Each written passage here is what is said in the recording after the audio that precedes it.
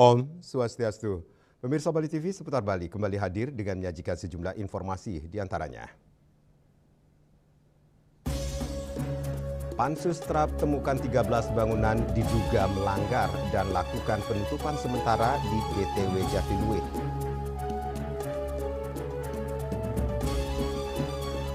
Desakan penertiban transportasi plat luar Bali. Jangan lewatkan juga informasi menarik lainnya yang sudah disiapkan tim redaksi kami. Bersama saya, Madis Kudankarang, inilah Seputar Bali selengkapnya.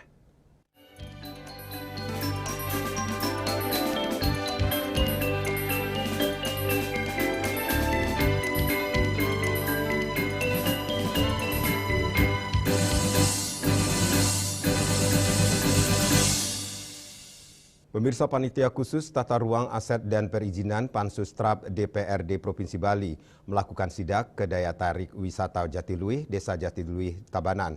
Dalam sidak tersebut, Pansus Trap menutup sementara 13 bangunan yang diduga melanggar lahan pertanian dengan pangan berkelanjutan atau LP2B dan lahan sawah dilindungi LSD dan secara simbolik menutup 3 bangunan dengan memasang garis penyegelan.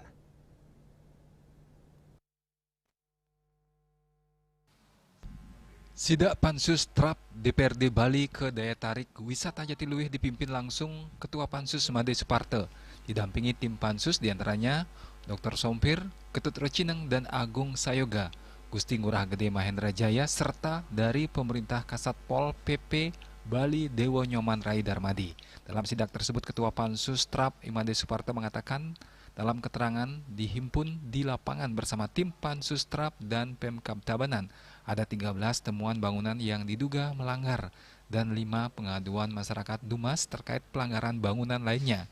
Ke-13 bangunan tersebut diduga melanggar lahan pertanian pangan berkelanjutan dan lahan sawah dilindungi di kawasan daya tarik wisata Jatiluwih.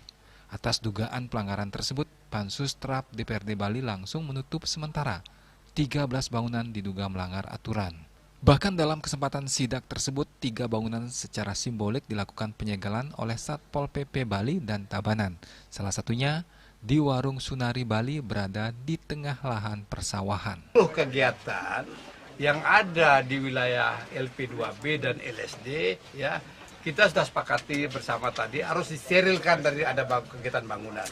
Sebagai langkah awal kami sekarang ini adalah penutupan dulu sementara. Karena SP sudah disampaikan kepada pejabat Kabupaten Tabanan, ya, Pak Sekda dan pejabat lainnya, itu tanggal 1 baru diberikan SP ketiga. Setelah tanggal 1, 7 hari baru ada kegiatan. Kalau tidak ada SP itu artinya pembongkaran, ya. Nah, jadi sekarang ada 3 tempat itu nanti akan disampaikan oleh Pol PP dan kemudian Pak Sekda.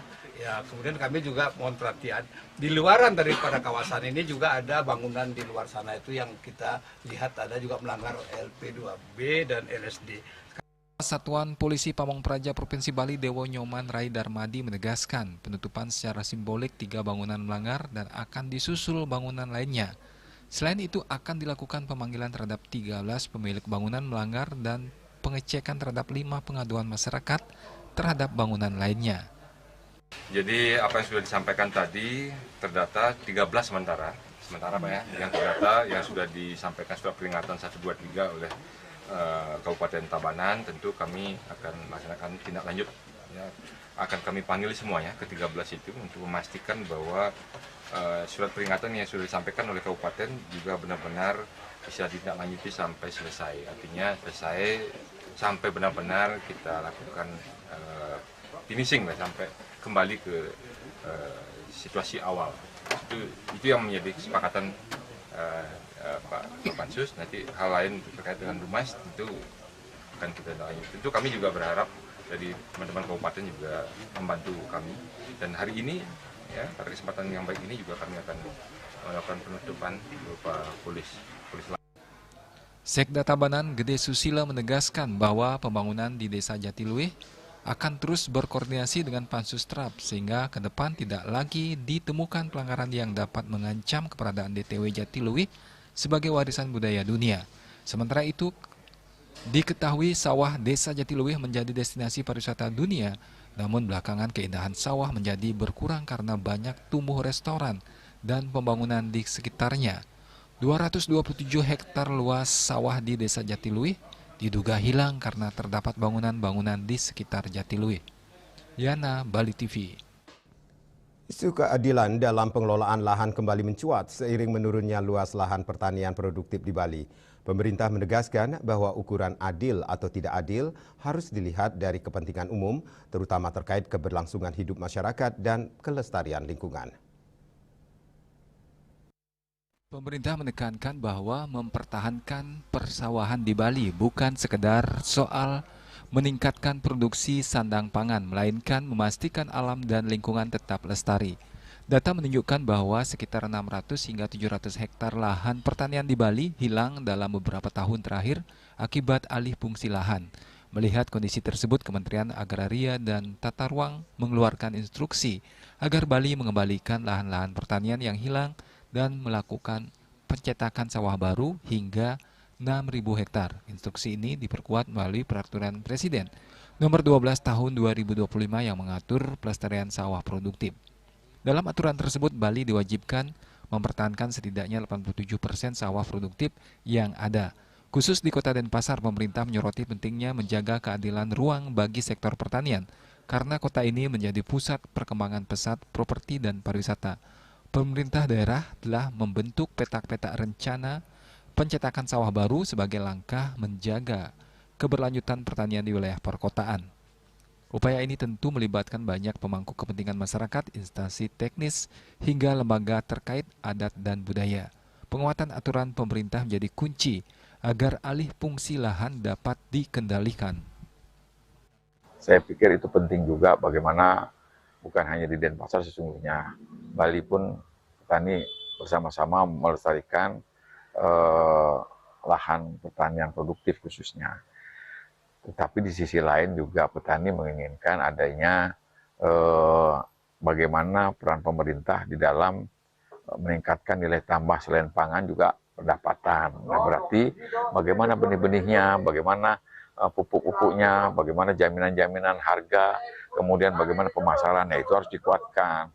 Sehingga kalau elemen-elemen itu dibiarkan saja petani yang bergerak, tentunya itu akan menjadikan petani enggan untuk melestarikan. Tapi kalau bantuan-bantuan pemerintah dan pendampingan pemerintah dikuatkan dari segi bagaimana petani bisa mendapatkan benih yang baik dan benar, kemudian bagaimana petani dilindungi di dalam pemasarannya, ada asuransi petani bahwa kegagalan alam yang tidak diperkirakan itu juga dijamin, kemudian komoditasnya bisa dijual dan dibantu oleh pemerintah, kemudian fasilitas pertanian itu akan baik, sehingga petani akan sejahtera. Tentunya itu secara tidak langsung petani akan tidak disuruh pun tetap akan bisa meningkatkan kelestarian itu, seperti itu. Pemerintah menegaskan bahwa sawah tidak lagi boleh beralih fungsi menjadi hotel, villa, perumahan maupun industri tanpa kendali. Pemerintah menegaskan perlunya penguatan hukum dan regulasi agar lahan pertanian produktif tetap terjaga. Alih fungsi lahan harus dikuatkan dari sisi aturan dan penegakan hukum, karena masa depan Bali tidak hanya bergantung pada pembangunan, tetapi juga pada sejauh mana kita menjaga alam dan budaya. Sebagai wilayah dengan keterbatasan lahan, Bali harus menjaga setiap hektar sawah yang tersisa. Ketahanan pangan ditopang oleh sektor pertanian yang kuat dan pelestarian alam adalah pondasi keberlanjutan budaya Bali. Bali perlu pembangunan, tetapi membangun tidak harus merusak alam. Ciri dan identitas Bali justru kuat ketika alam, lingkungan, dan budaya tetap terjaga. Demikian disampaikan pemerintah.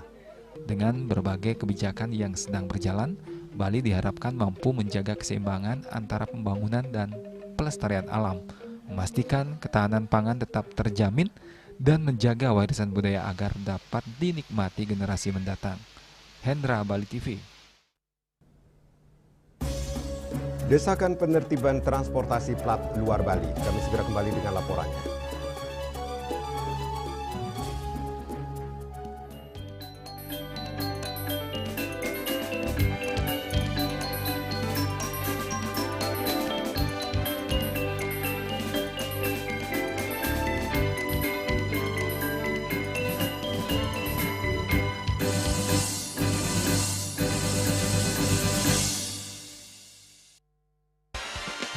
Rido sekarang sibuk apa? Sabtu Minggu ada game. Serpet aduh. Luwak hitam baru dengan teknologi slow roasting bikin nyaman di lambung. Selamat kepada para pemenang undian Kopi Luwak. Terima kasih Kopi Luwak. Menangkan 50 juta atau nonton bareng sepak bola di Amerika. Untuk kalian yang belum menang, buruan kirim. Jangan sampai ketinggalan. Luwak hitam baru, nggak kemanisan, mantap. Cat color dengan daya sebar yang luas, cepat kering, dilengkapi 39 pilihan warna. Kualitas dijamin terbaik. Cat color harga ekonomis. Musim hujan tiba, bencana banjir bisa mengancam jika kita tidak waspada.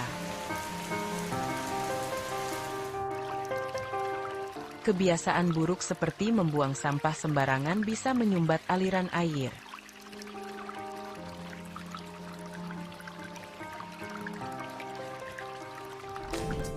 Kita bisa mencegah banjir dengan bergotong royong, menjaga selokan bersih, dan menanam pohon.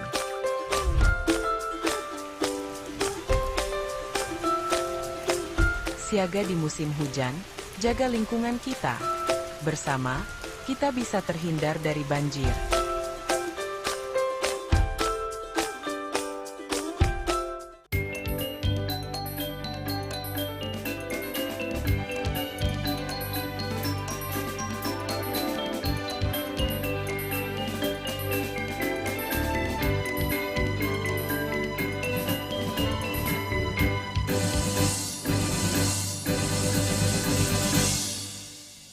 Pemirsa, sopir transportasi pariwisata lokal mendesak pemerintah untuk segera menertibkan kendaraan berplat luar Bali. Hal ini perlu dilakukan menyusul disepakatinya Raperda penyelenggaraan layanan angkutan sewa khusus ASK pariwisata berbasis aplikasi.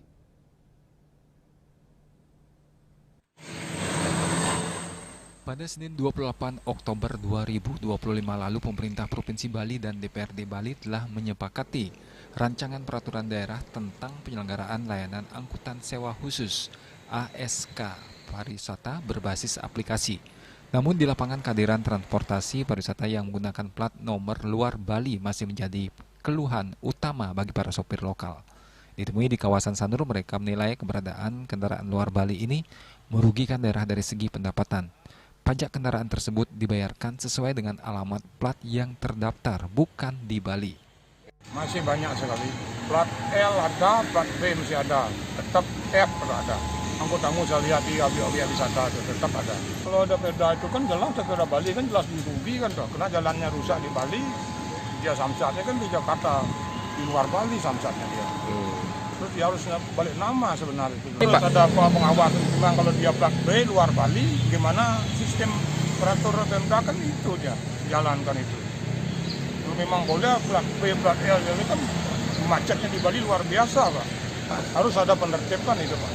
Tip deh ke Bang, di samping ke Bang Wenten kuota berapa dikasih sebenarnya untuk tenjak ulabrak semua sepertinya hulung ajang nih berapa nih kau turun itu dari penumpang dengan dengan transportasi kan melebihi transportasi dari penumpang ya dan cara pikan ya kan Wenten batas-batasan ada kuotanya berapa dikasih ya dari saya sedia berapa dari Dirgantara berapa dari Satria Api berapa dikasih transport lupa berapa kan ada dulu kok dan ada kir ada lengkap dulu kok sudah bagus dulu itu mungkin juga dirubah dengan adanya ini online ini kan semuanya lupa dan makin izin pariwisata dan semua dan sama itu dan makin bebas nih dan bagi yang membuat penertiban untuk KTP Bali yang setuju masih banyak Pak. Nah harapnya ya sebenarnya apa yang diketok Palu kok kita jalankan dengan baik juga dari petugas.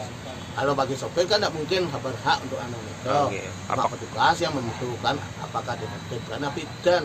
Kan tahu kendalanya di online. Karena harga kalau bisa harganya disesuaikan, rendah dijual murahan. Kalau taksi kayak kita disuruh menyesuaikan ke online itu tidak mungkin karena kan jauh sekali harganya. Apakah perlu penertiban, Pak? Perlu, sangat perlu. Pakai KTP kan yang betul-betul lah KTP Bali. Untuk diketahui, Raperda penyelenggaraan layanan ASK pariwisata berbasis aplikasi ini memuat sejumlah poin penting. Di antaranya kewajiban sopir harus memiliki kartu tanda penduduk KTP Bali. Kewajiban kendaraan wajib menggunakan plat nomor DK. Penggunaan label wajib memasang label resmi Kereta Bali Smita. Standarisasi tarif, adanya perbedaan harga layanan bagi warga negara Indonesia WNI dan warga negara asing WNA. Raperda ini kini tengah menanti proses fasilitasi dari Kementerian Dalam Negeri Kemendagri sebelum dapat diundangkan secara resmi, diikuti dengan rencana penerbitan peraturan gubernur Pergub yang akan mengatur sanksi bagi para pelanggarnya. Masyarakat berharap dengan disahkannya peraturan daerah ini, keadilan bagi pelaku usaha transportasi lokal dapat tercipta sekaligus meningkatkan pendapatan asli daerah melalui sektor pariwisata. Indrawan, Bali TV. Masifnya alih fungsi lahan di Bali mengakibatkan berkurangnya luasan lahan pertanian pangan berkelanjutan atau LP2B. Saat ini LP2B di Bali hanya 62% dari keseluruhan lahan baku sawah atau LBS, sehingga LP2B di Bali masih jauh dari ketentuan perundang-undangan yakni 87% dari total LBS. Dalam mengembalikan lahan sawah produktif perlu dilakukan berbagai upaya, salah satunya perbaikan irigasi. Perpres nomor 12 tahun 2025 mengatakan bahwa target LP2B harus 87% dari total LBS lahan baku sawah. Sementara LP2B di Bali hanya 62% dari keseluruhan lahan baku sawah. Untuk itu diperlukan upaya dalam pengembalian lahan produktif. Akademisi Pertanian sekaligus Ketua Program Studi Agroteknologi Fakultas Pertanian, Sains dan Teknologi Universitas Warmadewa, Gusti Bagus Udayana mengatakan, untuk mencapai target LP2B diperlukan pengendalian atau mencetak lahan sawah produktif sebanyak 6.000 hektar. Untuk mencetak persawahan produktif sangat sulit terwujud, sehingga perlu dilakukan kolaborasi antar berbagai pemangku kepentingan.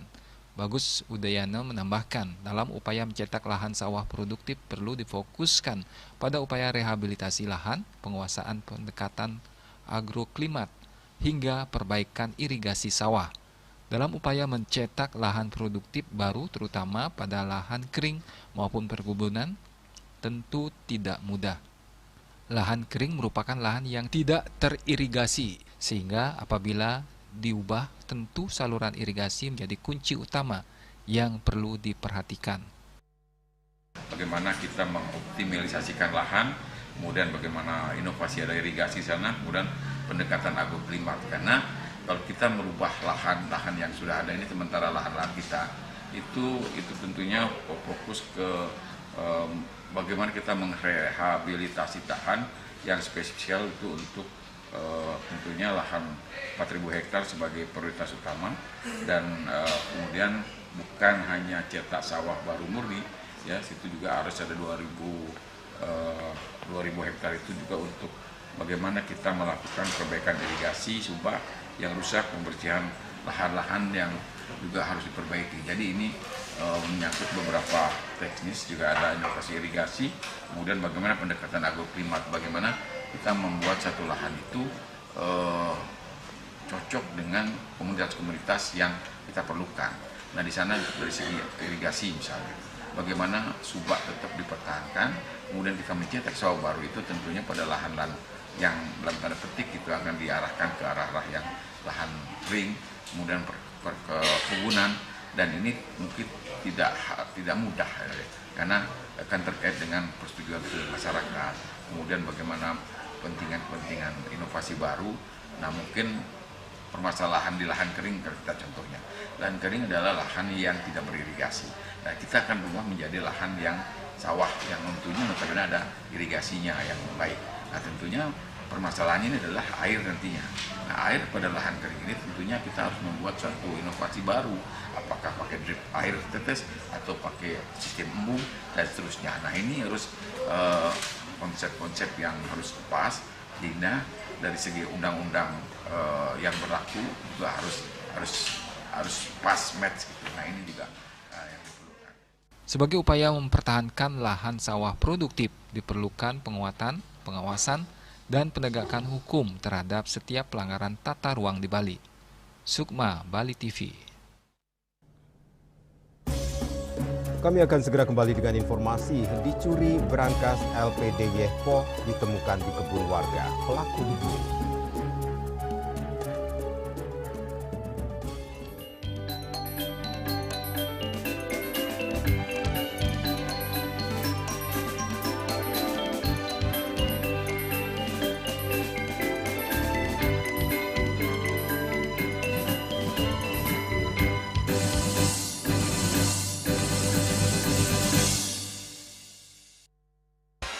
Kak Srido sekarang sibuk apa? Sabtu Minggu ada game. Serpot aduh. Luak hitam baru dengan teknologi slow roasting bikin nyaman di lambung. Selamat kepada para pemenang undian Kopi Luwak. Terima kasih Kopi Luwak. Menangkan 50 juta atau nonton bareng sepak bola di Amerika. Untuk kalian yang belum menang, buruan kirim. Jangan sampai ketinggalan. Luwak hitam baru, nggak kemanisan, mantap. Emco, cat kayu dan besi. Puniki kemarjang disampun agak alit nek kulit. Mencapak kalian kebos, mepandes utawi mesangi mesin drama antar Ketua Banjar Jakarta Selatan hari di Jakarta Selatan para pinangita miwah tokoh-tokoh umat Hindu. Emansipasi miwah penyarengan kerama istri saha anggen TPS Cangin Purikau wenten taler 6 TPS sanik kaayahin oleh kerama istri inggian ring TPS 6.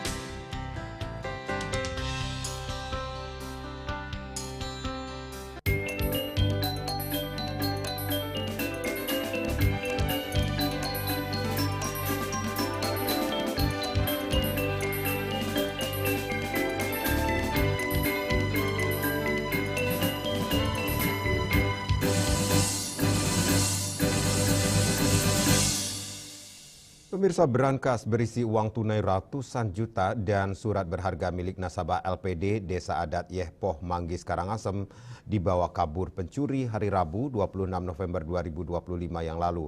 Saat ini kasus pencurian masih ditangani pihak kepolisian, sedangkan barang bukti berangkas ditemukan di areal tegalan milik warga dalam kondisi tercongkel. Wih, keras bukan. Wih, banyak.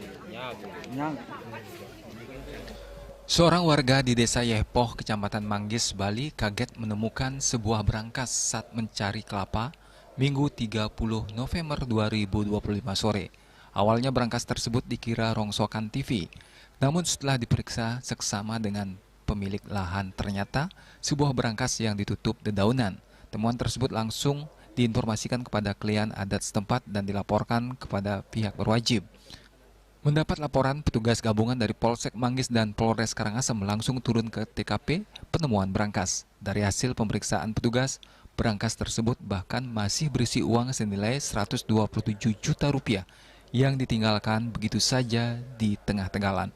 Awalnya berangkas tersebut dilaporkan berisi 143 juta lebih serta berbagai surat berharga, termasuk BPKB mobil dan motor nasabah. Berangkas itu diketahui milik Lembaga Perkreditan Desa, LPD Desa Adat Yehpo, Kecamatan Manggis, Karangasem, yang dilaporkan hilang pada Rabu 26 November 2025. Berangkas tersebut sempat dicuri seseorang dan uang di dalam berangkas diambil sekitar 16 juta rupiah, sedangkan surat jaminan milik nasabah masih utuh. Wakapolres Karangasem, Kompol Taufan Rizaldi membenarkan kejadian pencurian berangkas tersebut dan barang bukti telah ditemukan di tegalan warga dan selanjutnya dibawa ke Polres Manggis. Pihaknya saat ini juga terus mendalami kasus pencurian tersebut dan dari olah TKP berhasil dikumpulkan beberapa alat bukti. Baik, jadi terkait dengan pencurian yang terjadi di LPD Yehpo, kami dari kepolisian pada saat mendapatkan informasi dari masyarakat, laporan masyarakat, kita langsung mendatangi TKP dan melakukan kegiatan tindakan kepolisian, yaitu olah TKP maupun pengumpulan barang bukti yang ada di TKP. Ya, sampai dengan saat ini kami bersama tim sedang melakukan pendalaman, penyelidikan dengan Salah satunya memeriksa beberapa bukti-bukti yang sudah kita lakukan oleh TKP di TKP. Peristiwa hilangnya berangkas LPD Yepoh diketahui Rabu 26 November 2025. Saat itu, bendahara LPD datang ke kantor seperti biasa. Saat membersihkan ruang kerja, ia mendapati berangkas yang sebelumnya disimpan di bawah meja sudah lenyap. Saat ini kasus pencurian masih ditangani pihak kepolisian termasuk memburu para pelaku. Ari Wiratmaja, Bali TV. Rilis BPS Provinsi Bali pada tanggal 1 Desember 2025 menyebutkan bahwa perkembangan harga gabungan kabupaten kota perhitungan inflasi di Provinsi Bali pada November 2025 secara bulanan mengalami inflasi sebesar 0,40% MTM, lebih tinggi dari bulan sebelumnya yang mengalami inflasi sebesar 0,16% MTM. Secara tahunan, inflasi Provinsi Bali mengalami penurunan menjadi 2,51% YoY dari 2,61% YoY pada Oktober 2025. Inflasi Bali pada November 2025 secara tahunan lebih rendah dibandingkan nasional yang sebesar 2,72% YoY. Secara spasial, seluruh kabupaten kota di Bali mengalami inflasi bulanan. Pada November 2025, Tabanan mengalami inflasi tertinggi sebesar 0,67% MTM atau inflasi tahunan sebesar 2,17% YoY. Diikuti Badung sebesar 0,64 MTM atau 1,61 YoY. Selanjutnya Sigaraja mengalami inflasi bulanan sebesar 0,47% MTM atau inflasi tahunan 2,12% YoY. Lebih lanjut, Kota Denpasar mengalami inflasi bulanan sebesar 0,15% MTM atau 3,26% YoY. Secara bulanan, inflasi di Provinsi Bali terutama disumbang oleh kelompok makanan, minuman, dan tembakau seiring dengan keterbatasan pasokan di tengah periode musim kemarau basah. Berdasarkan komoditasnya, secara bulanan inflasi November 2025 terutama bersumber dari kenaikan harga canang sari seiring dengan HBKN Galungan Kuningan, bawang merah, daging babi, wortel, dan tomat. Inflasi yang lebih tinggi tertahan oleh penurunan harga daging ayam ras, beras, buncis, sawi hijau, dan angkutan udara. Kedepan beberapa risiko yang perlu diperhatikan antara lain tingginya permintaan barang dan jasa pada periode HBKN, Natal, dan Tahun Baru. Berlanjutnya kenaikan harga emas dunia, serta kenaikan harga BBM non-subsidi pada Desember 2025. Lebih lanjut ketidakpastian cuaca karena peralihan musim penghujan berpotensi meningkatkan risiko pertumbuhan hama dan organisme pengganggu tanaman yang dapat mengganggu produksi tanaman pangan dan hortikultura. Sukma, Bali TV. Upaya urai kemacetan Titi Banda, Matahari Terbit. Kami segera kembali dengan informasinya.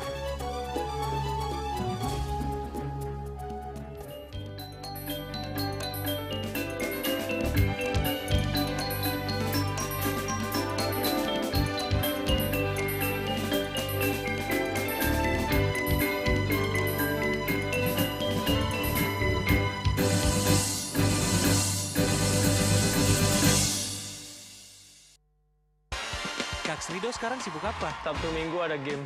Santai dengan nana tawa harus mengalir. Serpot aduh. Luwak hitam baru dengan teknologi slow roasting bikin nyaman di lambung.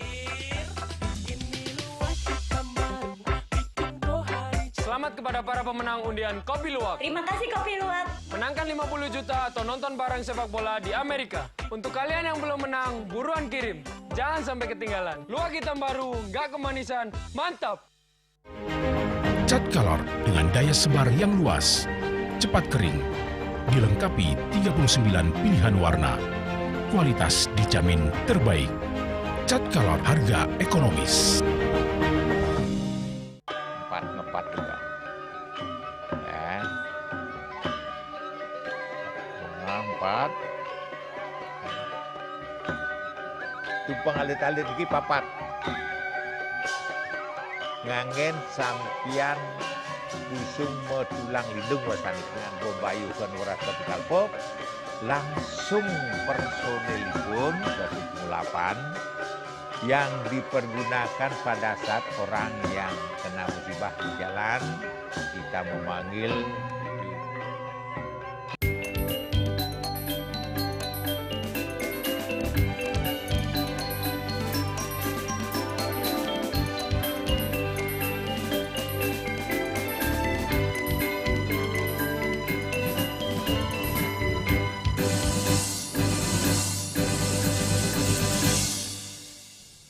Pemirsa, upaya penanganan kepadatan lalu lintas di Kota Denpasar terus diintensifkan. Dua titik vital yang menjadi sorotan, yakni kawasan Simpang Titibande di Bypass Ide Bagus Mantre, Bypass Ngurah Rai, serta jalur menuju Pelabuhan Sanur. Dinas Perhubungan Dishub Kota Denpasar menyebutkan penanganan masalah ini memerlukan langkah terintegrasi dengan berbagai pihak.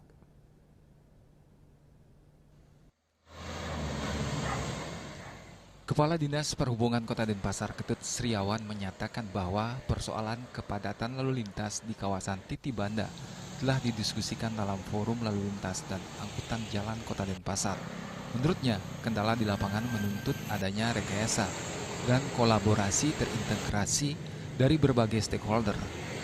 Sriawan juga menekankan pentingnya peran pemerintah tingkat desa, khususnya di Kertalangu, untuk mengingatkan para sopir truk agar tidak memarkir kendaraan secara sembarangan yang dapat memicu penyempitan jalur. Sebagai langkah nyata, Dishub Kota Denpasar mengklaim telah berkolaborasi secara terintegrasi dengan jajaran kepolisian baik Polsek Dentim maupun Densel dalam mengatur arus lalu lintas di kedua kawasan tersebut. Kendala-kendala di lapangan harus kita selesaikan terintegrasi. Salah satunya terkait juga rekayasa lalu lintas. Jadi di sana ada balai jalan. Nah, balai jalan nasional juga sudah berupaya untuk bagaimana mempercepat melakukan perbaikan peningkatan bahu jalan yang di depan patung Titibande. Demikian juga Balai Pengelola Transportasi Darat Astungkare sudah memperbaiki traffic light sistem ATCS di timur patung Titibande, dan provinsi kami berharap juga sudah meningkatkan pemantauannya di Simpang Waribang Bypass Ngurah Rai. Nah, ini langkah-langkah kita mengintegrasikan termasuk di tingkat desa.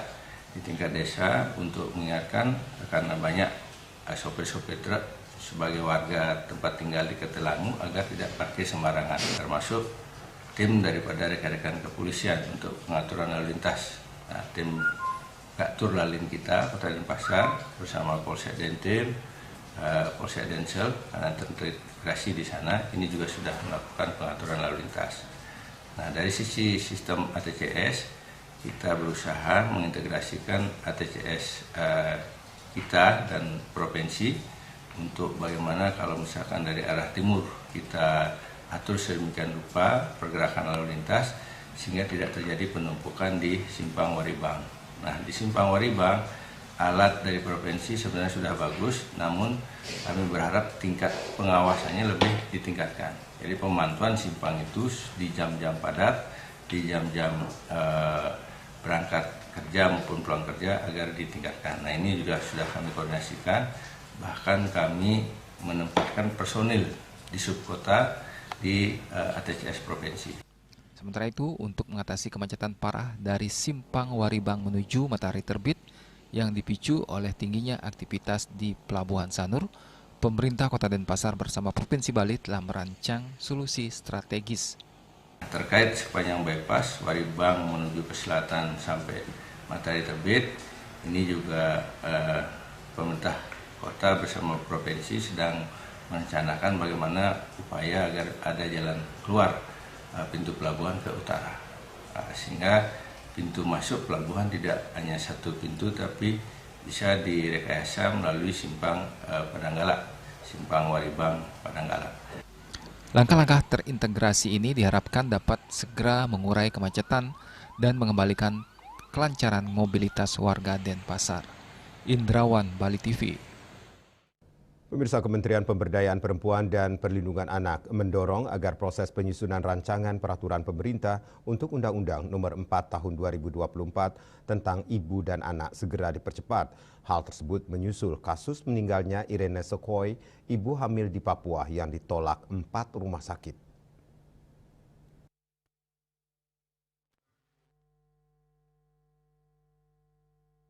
Kementerian Pemberdayaan Perempuan dan Perlindungan Anak mendorong agar proses penyusunan rancangan peraturan pemerintah untuk Undang-Undang 4 tahun 2024 tentang ibu dan anak segera dipercepat.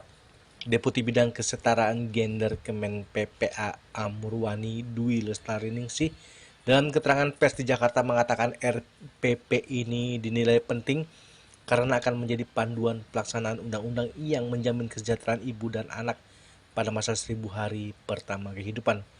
Amurwani juga kembali mengatakan angka kematian ibu Indonesia tercatat 189 per 100.000 kelahiran hidup.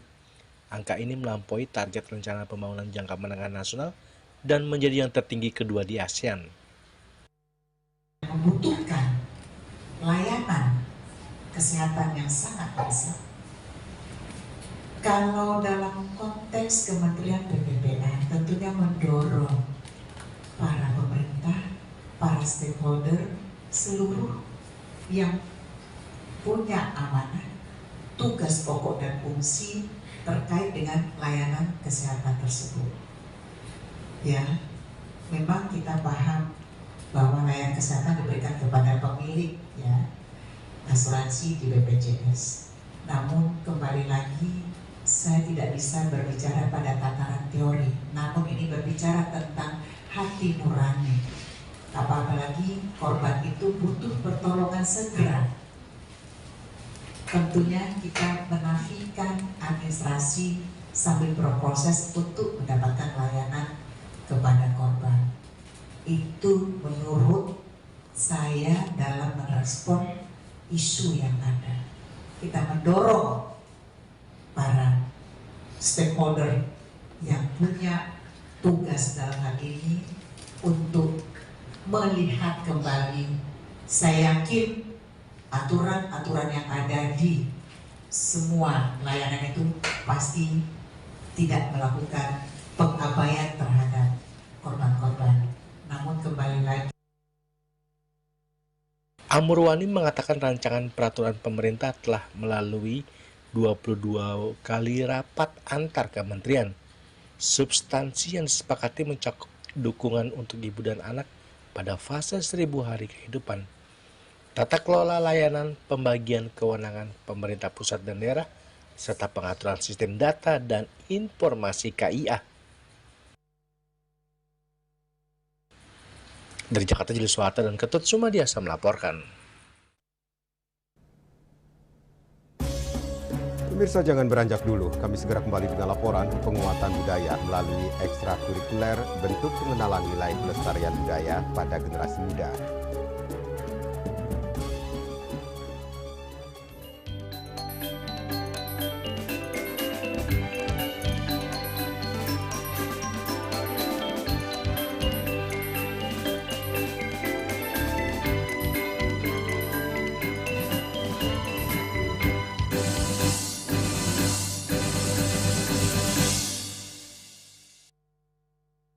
Tren hidup sehat masyarakat Kota Denpasar semakin populer. Gaya hidup sehat perlu dijaga secara konsisten untuk menjaga kebugaran tubuh. Pemeriksaan rutin juga perlu dilakukan agar kesehatan semakin terjaga. Sekarang, masyarakat bisa melakukan cek kesehatan gratis. Ini merupakan kado ulang tahun dari pemerintah untuk membantu masyarakat hidup lebih sehat. Cek kesehatan gratis meliputi berbagai pemeriksaan dasar dan lanjutan yang bertujuan untuk mendeteksi dini berbagai penyakit dan masalah kesehatan. Masyarakat bisa mengecek kesehatan mereka mulai dari kelompok bayi hingga lanjut usia di puskesmas terdekat. Program ini akan dilaksanakan berdasarkan siklus hidup masyarakat dengan fokus utama CKG ulang tahun, CKG anak sekolah, CKG khusus untuk ibu hamil dan balita. Jenis pemeriksaan dalam CKG sangat bervariasi, mulai dari screening kekurangan hormon, penyakit jantung bawaan, hingga pemeriksaan gizi, telinga, mata, dan tekanan darah. Untuk usia dewasa dan lansia, fokus pemeriksaan akan mencakup risiko stroke, jantung, kanker, serta kesehatan mental dan fisik. Untuk mendapatkan cek kesehatan gratis, kita bisa mendaftar lewat aplikasi Satu Sehat Mobile atau WA di 081105000567 atau bisa juga datang ke puskesmas terdekat. Masyarakat bisa melakukan pemeriksaan kesehatan mulai dari bayi hingga lansia di puskesmas terdekat. Ayo cek kesehatan secara rutin dan berkala, agar bisa segera mendapat penanganan bila ada gangguan kesehatan. Lakukan germas, lakukan aktivitas fisik, konsumsi gizi seimbang, cek kesehatan rutin, tidak merokok, tidak konsumsi alkohol, menjaga kebersihan, gunakan jamban sehat. Salam sehat.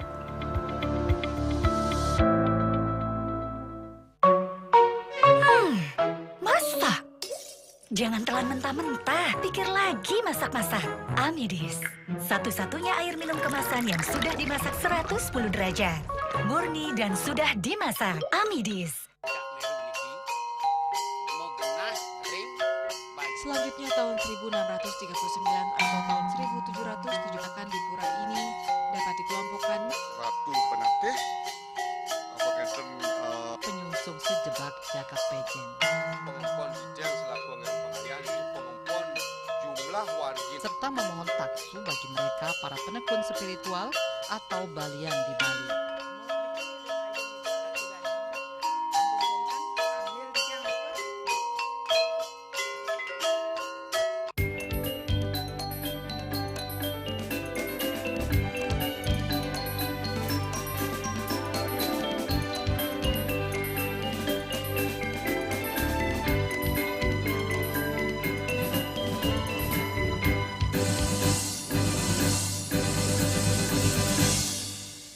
Pemirsa, sebagai bentuk upaya dalam melestarikan budaya di tengah derasnya arus modernisasi saat ini, pengenalan nilai-nilai budaya kepada generasi muda sangatlah penting. Generasi mudalah yang nantinya akan mewarisi dan menjaga agar tradisi dan budaya Bali tetap hidup, relevan, dan tidak tergerus perkembangan zaman. Kegiatan di sekolah seperti ekstrakurikuler dapat menjadi sarana yang efektif untuk memperkenalkan tradisi dan budaya. Dalam pengembangannya, sekolah menerapkan sistem yang berlandaskan visi dan misi, yakni bertakwa kepada Tuhan, cerdas secara emosional, serta memiliki karakter kuat sesuai lingkungan budaya setempat. Sistem tersebut diwujudkan melalui dua aspek, yaitu akademik dan non-akademik. Pada aspek akademik, sekolah melaksanakan pembelajaran rutin sesuai dengan kurikulum merdeka. Sementara pada aspek non-akademik, nilai budaya dikemas melalui berbagai kegiatan baik di dalam maupun luar sekolah. Dua program utama yang dijalankan adalah ekstrakurikuler dan pembiasaan perilaku berbudi pekerti sesuai dengan visi misi sekolah. Kita menanamkan budi pekerti, karakteristik anak yang berlandaskan budaya sesuai daripada visi sekolah. Maka di sekolah secara rutin kita terapkan ada dua yang kita mainkan. Satu, dia dalam ekstrakurikuler, yang kedua dengan kebiasaan-kebiasaan sehari-hari. Nah, dari aspek kurikulernya, anak-anak itu memilih. Kita memiliki 23 daripada ekstrakurikuler. Anak-anak memilih di sana. Nah, ternyata apa yang kita tanamkan dari aspek budaya, anak-anak itu cenderung dari jumlah pemilih yang terkait ekstra itu kepada seni, tabuh, begitu, termasuk juga yang namanya budaya dalam konteks bahasa Bali, dia betul-betul sama-sama belajar di sana. Bahkan kita buatkan satu klub yang kita anggap itu suatu sanggar, tapi secara rutin setiap minggu itu dia bergabung di sana gitu, melalui ekstranya, seni tabuh dan sebagainya. Ini sampai ratusan. Nah, inilah kita mainkan secara mendalam dengan dibimbing oleh guru kita. Kebetulan guru kita itu mantan murid kita. Ini luar biasa. Sehingga dia tahu persis menanamkan karakteristik yang terkait aspek budaya kepada anak-anak dengan cepat sekali. Suatu contoh itu. Kita memiliki yang namanya tari kebesaran itu, dan tari rutin. Kalau sehari-hari misalnya pendek dan sebagainya, kita memiliki satu contoh tari pembukaan yang sifatnya rutinitas setiap saat yang kegiatan secara intern. Tapi secara publik, ya, secara umum, kita juga memiliki satu tari kebesaran. Itu kita pentaskan. Dan anak-anak benar-benar menurut saya lihat, ya, kenyataan gembira, senang, bahkan, nah ini yang saya bangga sekali, tidak ada guru. Nah ini tidak ada guru, begitu dia habis pembelajaran yang bersifat akademik, dia memainkan peran karena kita punya aula, ada gamelan di sana. Di sebelum kita mulai proses pengembangan budaya ini, kita koordinasi dengan orang tua. Anaknya memilih itu, apakah orang tuanya mendukung? Karena harapan kita kalau ini sudah nyambung, lebih cepat kita bisa mengarahkan anak-anak menanamkan dari aspek budaya itu. Dalam proses pengenalan budaya, sekolah turut melibatkan keluarga. Kolaborasi ini diharapkan memperkuat pemahaman dan praktik nilai budaya Bali di lingkungan rumah, sehingga siswa memperoleh dukungan penuh dalam mengembangkan karakter dan identitas budaya mereka, sehingga hal tersebut diyakini dapat terus tumbuh dan melekat pada generasi muda sebagai pondasi karakter yang kuat. Bunga Widrayani, Bali TV. Di era yang serba digital, generasi muda atau Gen Z memiliki peran penting dalam mewujudkan demokrasi yang berdaulat dengan memanfaatkan media digital. Namun, pemanfaatan media digital harus diimbangi dengan literasi digital yang baik agar tidak termakan hoax atau informasi yang menyesatkan.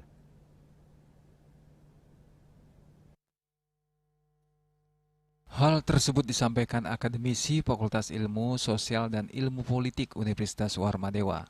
Ibtu Hadi Pradnyana mengatakan, generasi muda yang akrab dengan teknologi berperan penting dalam mewujudkan demokrasi yang adil dan berdaulat. Di era seperti saat ini, segala hal terkoneksi dengan ruang digital, termasuk politik. Untuk itu dalam pemanfaatan media digital diperlukan pemahaman literasi digital yang baik untuk dapat membedakan informasi valid dan yang tidak dapat dipercaya. Melalui ruang digital dengan pemanfaatan teknologi, generasi muda menjadi pilar utama demokrasi karena menggerakkan perubahan, mengawasi jalannya pemerintahan, serta membentuk arah masa depan bangsa melalui partisipasi aktif. Suara kritis, namun Hadi menambahkan, ketika nilai-nilai kritis anak muda direnggut, maka demokrasi akan mati. Ya, generasi muda memiliki peran yang sangat penting dalam berdemokrasi di era sekarang. Kita tahu bahwa sekarang segala hal yang ada di kehidupan kita itu pasti terkoneksi dengan ruang digital.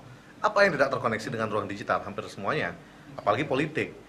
Anak muda, terutama Gen Z, mereka adalah digital native. Artinya adalah mereka hidup dan lahir dan berkembang ketika era digitalisasi itu sedang berkembang-berkembangnya. Mereka yang memiliki kesadaran, yang memiliki kemampuan, dan juga memiliki kapabilitas yang paling bagus dalam mengoperasionalkan digital, baik itu sosial media, pencernaan informasi, dan lain sebagainya. Maka dari itu anak muda penting yang pertama untuk melakukan literasi digital. Mereka harus tahu, bisa membedakan mana yang informasi yang valid, mana informasi yang tidak valid, mana yang hoax, mana yang kredibel, mana yang misinformasi, mana yang informasi betulan. Yang kedua adalah anak muda tetap harus kritis, karena ketika nilai-nilai kritis anak muda itu direnggut, maka ya kita akan kehilangan kemewahan kita sebagai anak muda. Demokrasi itu mati tidak melalui tangan besi, tidak melalui kediktatoran, tidak melalui otoritarianisme atau otoritarianisme. Tapi demokrasi itu mati ketika anak muda itu mulai berhenti untuk bertanya, mulai berhenti untuk menggugat, dan mulai berhenti untuk menuntut hak-hak yang seharusnya mereka dapatkan di ruang publik dan di sebuah peradaban politik yang lebih demokratis. Pendidikan politik sangat penting dipelajari bagi para generasi muda, guna memastikan bahwa demokrasi berjalan tanpa hambatan yang tidak jelas ataupun menghindari terjadinya isu kepentingan. Sukma, Bali TV. Dan kini kami sampaikan informasi perakiraan cuaca untuk kabupaten kota di Bali.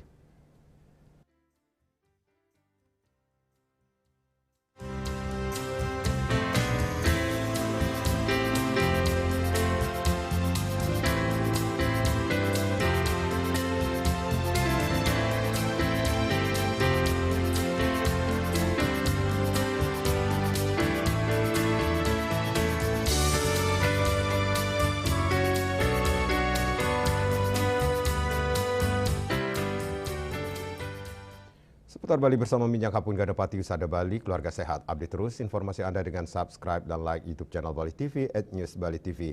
Mewakili redaksi yang bertugas, saya Madis Keden Karang, pamit undur. Terima kasih atas perhatian Anda dan sampai jumpa. Om Santi, Santi, Santi, Om.